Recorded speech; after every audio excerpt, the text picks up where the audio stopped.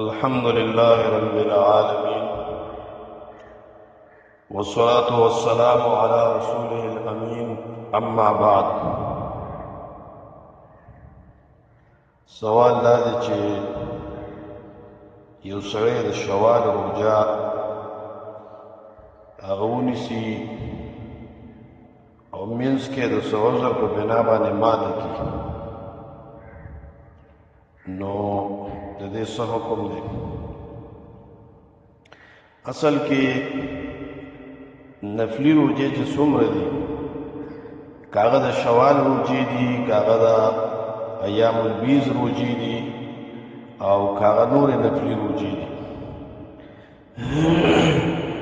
هغه کې انسان ته اختیار دی که روجې نیسي او که روجه ماتوي. دا نفلی روجو کې دا قانون دی. لکه دې باره کې مسند احمد کی روایت راغلی دی، ترمذی کې دی، د ام حانی رضی الله عنها پر روایت سره چې رسول الله صلی الله علیه وسلم فرمایي الصائم المتطوع امیر نفسه ان شاء صام وان شاء افطر.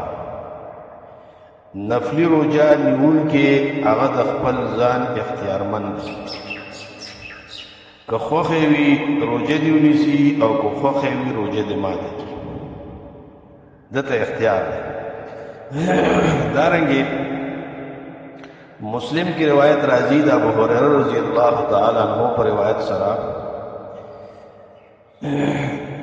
هغه کې دا الفاظ چې رسول الله صلی الله علیه وسلم فرمایي اذا دعي احدكم الى طعام فليجب. کله چې یو کس ته طعام دعوت ورکړي شي، نو دې دې اجابت وکړي، دا دې قبول کړي. فإن كان مفطرا فليأكل، که روژې نه وي نو دې دې خوراک وکړي.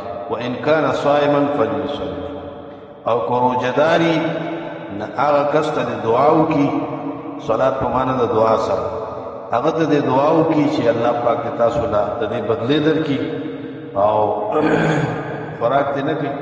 او که خوښې وي روژه دې ماته کړي، که نفلي روژه وي، او که فرضي روژه وي نو فرضي روژه بیا ماتول نشته د دې عذر په بنا باندې. هغې دپاره بیا خپل اعذار دي، عذرونه دي. باقي پاتې شو د شوال روژې، نو دا مستحب دي او دې کې انسان له اختیار شته دی. روژه یو سړي ونیوله د شوال او منځ کې ماته کړه، خپل اختیار سره ماته کړه، د دې قضا پې نشته دی. دا قانون غلط دی چې احنافو کومه قاعده یې ښودې ده چې لازما النفل بالشروع. هغې وایي چې نفل په شروع کولو سره لازمیږي. دا قانون د شریعت نه او د احادیثو د قرآن نه خلاف دی. نبی صلی الله علیه وسلم فرمایي الصائم المتطوع امیر نفسه، نفلی روژه نیونکي د خپل ځان اختیارمند دی. ان شاء صام و ان شاء افطر، دې کې ول اختیار ورکړی.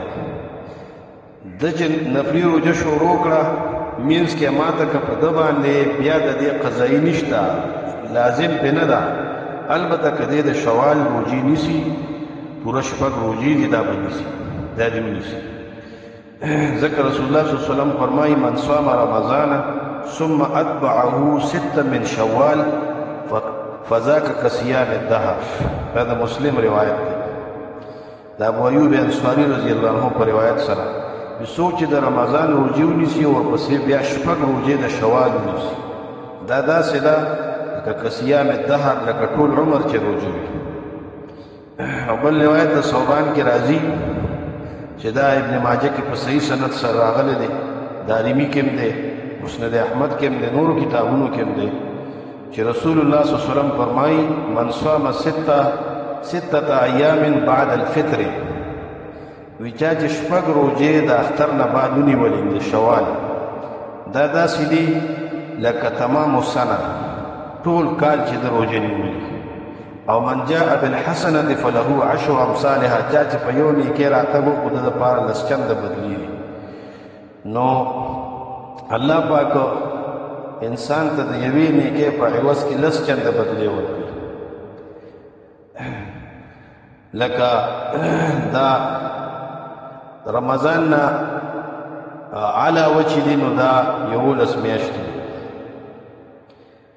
او د رمضان چې دی دا یو میاشت ده نو دا یو میاشت روژه چې سړی ونیسي دا داسې دی لکه 10 میاشتې چې د روژه او چې بیا ورپسې شپږ ورځې د شوال ونیسي دا داسې ده لکه دی چې 2 میاشتې روژه دا 12 میاشتې شو من جاء بالحسنة فله 10 امثالها لیکن په دې احادیثو کې دا نشته دی چې دا روژې به پرله پسې نیسي یا مینځ کې د ماته کنو بیا به مطلب دا دی چې خامخا هغه نیسي خامخا نیول نشته دا له اختیار دی ثواب دی پکې مستحب دی شپږ روژې پوره که د شوال په ابتدا کې وي که د شوال په مینځ کې وي که د شوال په آخر کې وي که پرله پسې وي که مینځ کې پکې روژه ماته کې هم پروا نه لري یو 2 روژې سړی ونیسي مینځ کې یو روژه 2 ماته کې یعنې کوجه کې بیا یو 2 روژې ونیسي بیا مینځ کې وقفو کې